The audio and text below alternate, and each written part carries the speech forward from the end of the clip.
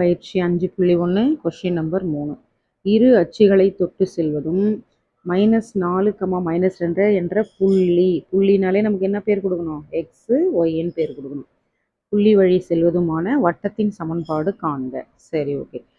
இரு அச்சுகளையும் தொட்டு செல்வது அப்படின்னா இந்த ஃபார்முலா யூஸ் பண்ணணும். பாருங்க, வட்டத்துக்கு எத்தனை ஃபார்முலா பாருங்க. இரு அச்சுகளை தொட்டு செல்வதுக்கான formula x plus a whole square plus y plus a whole square is equal to a square. இது வந்து சமன்பாடு 1.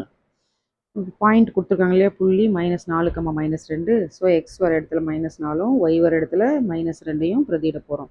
ஸோ பிரதியிட்டா இந்த ஸ்டெப்பு கிடைக்கும். இது a plus b whole square, a square minus 2ab plus b square. Same formula.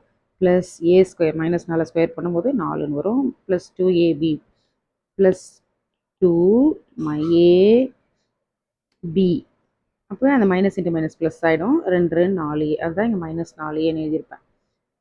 Plus B ஸ்கொயர்னா A square equal to இந்த A square. Okay, இப்போ இந்த ஏ ஸ்கொயர் கேன்சல் ஆகிடுமா? ஆர்டராக எழுதலாம். ஏ ஸ்கொயர் -8a -4a எவ்வளோ? -12a. அப்புறம் வேறு என்ன இருக்குது? 16 இருக்குது, 4 இருக்குது, அப்போ 20 ஈக்குவல் டு 0. இப்போ காரணிப்படுத்துங்க. பெருக்குனா 20, கூட்டினாலோ கழிச்சாலும் -12, இந்த 2 நம்பர். முன்னாடி எதுவுமே இல்லைன்னா என்ன பண்ணலாம்? நம்ம டேரெக்டாக இதை எடுத்து ஆன்சராக இப்படி எழுதலாம். a - 10, a - 2 equal to 0.